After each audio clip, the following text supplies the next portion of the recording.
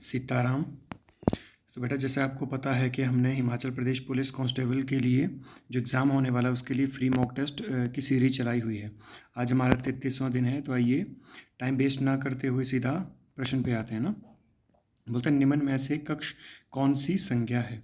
तो कौन सी है बेटा? जाति है, व्यक्ति है, समूह है या द्रव्य है? तो इसका क्या हो जाएगा?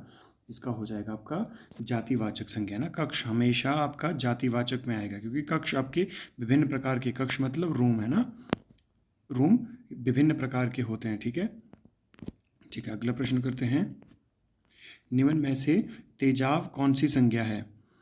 कौन सी संज्ञा बच्चों? व्यक्तिवाचक है, भाववाचक है, जातिवाचक है, उपरोक्त में से कोई नहीं? तो इसका हो जाएगा उपरोक्त में से कोई नहीं, क्योंकि तेजाब तेजाब की बात करें तो क्या है, ये द्रव्यवाचक है ना, द्रव्य है। जैसे ठोस, द्रव, गैस, धातु, अधातु, है ना। और मापतोल वाली चीज़ें किस में आएंगी? हमेशा आपकी वो द्रव्यवाचक में आएंगी। ठीक है, इसका ध्यान रखना। ठीक है, जिन्होंने संज्ञा से संबंधित किसी को दिक्कत है, देखो संज्ञा, सर्वनाम और वर्ण से संबंधित मैंने वीडियो बना के डाल दी है, आप प्लेलिस्ट से चेक कर सकते हैं। अगला प्रश्न है, बोलता है निम्न में से कौन सा विकृत नहीं है ना। तो विकृत नहीं है संज्ञा, सर्वनाम, क्रिया या क्रिया विशेषण। तो इसको क्या बोलेंगे बच्चों? ये हो जाएगा आपका क्रिया विशेषण। विकृत का अर्थ होता है जिसमें विकार पड़े, है ना, जिसमें विकार पड़े। तो यहाँ क्या बोल रहा है कि जिसमें विकार नहीं पड़े ना, विकृत नहीं है, माने जो अविकारी हैं। तो अविकारी क्या है बच्चों? हमेशा क्रिया विशेषण आएगा, है ना। आपको यहाँ से डायरेक्ट क्वेश्चन पूछा था, है ना, तो आपको ये भी पूछ सकता है कि निम्नलिखित में से कौन सा विकारी है। देखो संज्ञा, सर्वनाम, विशेषण और क्रिया के अंतर्गत जितनी भी चीज़ें आएंगी बच्चों, वो सारी विकृत हैं, विकारी हैं। ठीक है, इसके अलावा बाकी सारी चीज़ें आएंगी तो वो अव्यय से संबंधित सारी चीज़ें होंगी, वो आपकी अविकारी में ही जाएंगी। ठीक है, अगला प्रश्न करते हैं। बोलता है फलदार वृक्ष ही हमेशा झुकते हैं, वाक्य में रेखांकित शब्द में विशेषण होगा। तो फलदार है वो बेटा कौन सा विशेषण है? गुणवाचक, संख्यावाचक, परिमाणवाचक या सार्वनामिक विशेषण। तो यदि बच्चों हम बात करें ना, मैंने आपको पहले भी बताया है कि जब भी आप विशेषण करेंगे ना, जब भी आप विशेषण करेंगे उसमें दो चीज़ें ढूंढनी है, एक विशेषण और एक विशेष्य, है ना, एक विशेषण और एक विशेष्य। देखो विशेषण क्या होता है? विशेषण होता है जो शब्द, संज्ञा और सर्वनाम की विशेषता को बताएं, वो सारे विशेषण कहलाते हैं। और विशेष्य क्या होता है बच्चों? बोलता है जिन शब्दों की विशेषता बताई जाए वे सब विशेष्य हैं, है ना। तो इतना याद रखना कि विशेष्य और विशेष्य में क्या फ़र्क होता है। ठीक है, तो यहाँ बात करते हैं। देखो सबसे पहले तो हमने वाक्य में क्या ढूंढना है? सबसे पहले विशेषण ढूंढना है। तो यहाँ क्या बोला है? फलदार, है ना। तो फलदार, है ना, फलदार क्या है? विशेषण है। ठीक है, फलदार क्या है आपको बच्चों? विशेषण है। तो ये किसकी विशेषता बता रहा है? तो आप देख रहे होंगे कि वृक्ष की विशेषता बता रहे हैं। तो वृक्ष क्या हो जाएगा बच्चों? वृक्ष हो जाएगा आपका विशेष्य, है ना। तो ये क्या हो जाएगा? ये गुणवाचक में चला जाएगा, क्योंकि देखो संख्या तो इसमें है नहीं, परिमाण, मापतोल तो इसमें करेंगे नहीं, है ना। ठीक है, यहाँ सार्वनामिक विशेषण भी है नहीं कि संज्ञा से पहले जुड़कर संज्ञा के लिए विशेषण का काम करे, वो आपका सार्वनामिक विशेषण कहलाएगा, है ना। उसमें सर्वनाम होना आवश्यक है। तो क्या है इसमें? वो नहीं है। तो क्या हो जाएगा? गुणवाचक, क्योंकि ये वृक्ष का गुण बता रहा है ना। क्योंकि कोई सूखा गुण, सूखा वृक्ष होगा वो भी उसका गुण है ना। कोई और प्रकार के गुण होंगे, है ना। ये देख लेना कि गुण क्या है? किसी व्यक्ति या वस्तु के गुण या दोष को बताने का, है ना, उसकी अच्छाई या बुराई को बताने का काम करते हैं। ठीक है, ठीक है। अगला प्रश्न करते हैं। बोलता है आप सर्वनाम निम्न में से किसके अंतर्गत आएगा?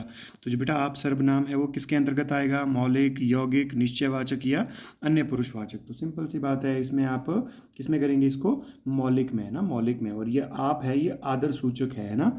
ये जो आप है, देखो दो संदर्भ में आपके सर्वनाम में इसका प्रयोग होता है। एक निजवाचक में होता है बच्चों, है ना, एक निजवाचक। देखो निजवाचक में क्या होगा? जब वक्ता आपका प्रयोग अपने लिए करे, है ना, स्वयं के लिए करे, वहाँ वो आप होगा, है ना, वो निजवाचक होगा। यदि बच्चों पुरुषवाचक की बात करें ना, पुरुषवाचक, है ना, तो पुरुषवाचक में क्या होगा? पुरुषवाचक में बच्चों इसका उपयोग मध्यम पुरुष के लिए होगा, और ये आप किसका सूचक हो? ये आदर बोधक होगा, है ना, आदर बोधक, आदर बोधक, है ना। जैसे आप बोलते होंगे कि पापा जी आप कहाँ गए थे, है ना, या भैया आप कहाँ गए थे, सर आप क्या पढ़ा रहे हैं। तो क्या है वो आप जो शब्द है बच्चों, वो निज के लिए नहीं है, वो किसके लिए है? वो आदर सूचक है ना। बस इसमें यही ध्यान रखना है। अगला प्रश्न है, देखो बहुत बार पूछा गया है ना, सबसे ज़्यादा रिपीटेड अगर प्रश्न है तो यही है ना। बोलता है निम्न में से लकड़ी कौन सी संज्ञा है ना। निम्न में से लकड़ी कौन सी संज्ञा है, व्यक्तिवाचक, जातिवाचक, द्रव्यवाचक या समूहवाचक। तो इसमें क्या हो जाएगा बच्चों, इसमें हो जाएगा आपका द्रव्यवाचक है ना। द्रव्य में ठोस, द्रव, गैस, धातु, अधातु है ना, और मापतोल वाली चीज़ें आती हैं। और यहाँ लकड़ी और पेड़ में कन्फ्यूज मत होना है ना। देखो बेटा, अगर आपको पेड़ पूछे तो पेड़ जाएगा आपका जातिवाचक में, ठीक है। और लकड़ी पूछे तो लकड़ी हमेशा जाएगी द्रव्यवाचक में, ठीक है। फिर वो जातियों को नहीं बताती है ना, फिर वो जातियों को नहीं बताती। जब भी लकड़ी पूछेगा तो किस में करेंगे आप, द्रव्यवाचक में। बहुत बार पूछा गया क्वेश्चन है ना। अगर आपको पेड़ पूछे तो फिर प्रकार हैं पेड़ के, है ना, ठीक है। और फिर ऐसा दे दिया कि चंदन की लकड़ी, तो फिर वो किस में जा रही था, वो फिर वो व्यक्तिवाचक में जा रही है, क्योंकि पर्टिकुलर एक ही चीज़ को वो निर्धारित कर रही है ना, उसकी एक ही चीज़ को बता रही है ना, पर्टिकुलर एक ही चीज़ को, ठीक है। तो यहाँ ये चीज़ें ध्यान रखना। बोलता है बारिश होने लगी, वाक्य में क्रिया है, तो कौन सी क्रिया है बच्चों, संभावना बोधक, आरंभ बोधक, आवश्यकता बोधक या विप्सा वाचक है ना। तो इसमें क्या हो जाएगा, यहाँ हो जाएगा आरंभ बोधक है ना, कि कोई काम अभी अभी ही शुरू हुआ हो, है ना, और वो कंटिन्यूटी में चला हो, तो उसको क्या बोलते हैं, उसको बोलते हैं बेटा आरंभ बोधक है ना। ये क्या है, बारिश होने लगी, कि बारिश होने लगी है ना, बारिश शुरू हो गई है पर अभी भी वो कंटिन्यू हो रही है, ठीक है, तो उसको बोलेंगे आरंभ बोधक, ठीक है। ठीक है, अगला प्रश्न है, बोलता है डॉक्टर ने मरीज को सुई लगाई, वाक्य में कौन सी क्रिया है। तो कौन सी क्रिया है बच्चों, मैंने आपको बोला है कि जब भी आपको क्रिया दी गई हो तो पहले आपने कर्ता ढूंढना है ना, उसके बाद क्रिया ढूंढनी है, ठीक है, क्रिया ढूंढनी है, और फिर बीच में कर देना है प्रश्न। देखो आपसे कर्म तो पूछा है कि कितने हैं और कौन कौन से हैं ना, कर्म तो पूछे गए हैं, आपको कर्म से ही आंसर नहीं देना है, आपको आंसर देना है कर्ता और क्रिया से, और बीच में फिर क्वेश्चन कर देने हैं ना, बीच में क्या कर देना है, इनके प्रश्न कर देने हैं। प्रश्न क्या होंगे, एक तो क्या प्रश्न होगा और एक किसे, है ना। इन दोनों से ही बेटा आपका आंसर मिल जाएगा, है ना, ठीक है, आपका आंसर मिल जाएगा। आप सबसे पहले ढूंढते हैं क्रिया, है ना, सुई लगाई, लगाना क्या है बच्चों, लगाना है क्रिया, है ना। तो लगा कौन रहा है ना, कौन लगा रहा है, तो डॉक्टर है ना, कर्ता, डॉक्टर क्या होगा, कर्ता है ना। तो अब आपको प्रश्न करना है, अब आपको प्रश्न करना है क्रिया और कर्ता के बीच में। तो पहले तो आपको प्रश्न करना है क्या, है ना, कि डॉक्टर क्या लगाया, है ना, डॉक्टर ने क्या लगाया, तो क्या लगाया, सुई लगाई, है ना। क्रिया कर रहा है तो कौन सी क्रिया कर रहा है, क्या लगाई, तो सुई लगाई, है ना। अब बोलता है किसे लगाई, किसे लगाई बच्चों, तो मरीज को लगाई। तो यहाँ क्या है, दो कर्म आ रहे हैं ना, यहाँ दो कर्म आ रहे हैं। देखो सकर्मक में तब जाएगा ये, है ना। कुछ बच्चे कमेंट कर रहे थे कि सर ये पहले इससे पहले जो मैंने मॉक डाला है उसमें भी कुछ प्रश्न था एक, है ना, वहाँ द्विकर्मक था। देखो बेटा, जब आपको सकर्मक की बात करेगा तो उसमें एक ही कर्म दिया हुआ होगा, है ना। जब बेटा हम द्विकर्मक की बात करेंगे तो वहाँ दो कर्म दिए होंगे, ठीक है, ये समझ गए आप। अगर यहाँ द्विकर्मक ऑप्शन नहीं हो तो फिर आप कर सकते हैं, पर सकर्मक वाले अलग से ही बनेंगे ना, जहाँ केवल एक ही कर्म दिया गया होगा। इस बात का ध्यान रखना, ठीक है। आई होप अब तो आप अच्छे से समझ गए होंगे, है ना। तो ये किस में आएगा, ये आपका आएगा बच्चों द्विकर्मक में, ठीक है। अगला प्रश्न करते हैं, बोलता है निम्न में से सभी स्वर वर्ण किसके अंतर्गत आएंगे, अल्पप्राण घोष, अल्पप्राण अघोष, महाप्राण घोष या महाप्राण अघोष। तो इसमें क्या आ जाएगा बच्चों, ये आ जाएंगे आपके अल्पप्राण अघोष में। देखो अल्पप्राण महाप्राण है ना, ठीक है, आपके अल्पप्राण महाप्राण है, अघोष अघोष यहाँ से प्रश्न पूछता है, और दोनों को मिक्स करके जैसे रीजनिंग के प्रश्न बनते हैं बच्चों, वहाँ से इसके भी प्रश्न बनते हैं। जिन्होंने वर्णों से संबंधित वीडियो नहीं देखी है वो प्लेलिस्ट में जाकर वर्णों से संबंधित देख सकते हैं। बस उसमें एक ध्यान रखना है ना, कि आपके जो टोटल वर्ण है, मैंने वो टोटल वर्ण है पूरे 52, है ना। वहाँ कुछ समय पहले सभी ने ये बात कही थी कि भाई एक तीसरा भी ऐड हुआ है ना, पर बेटा ऐड हुआ हो भाषा के संदर्भ में ऐड हुआ है ना, पर उसको वर्णों में नहीं रखा गया है ना। वो विशिष्ट वर्ण जो है वो वर्णों में उसको ऐड नहीं किया गया है, तो वो गलती वहाँ हुई है कि मैंने 53 बताए, तो 53 मत करना, आप हमेशा 52 ही करना, है ना। उसके अलावा जितनी भी चीज़ें हैं वो बाकी सभी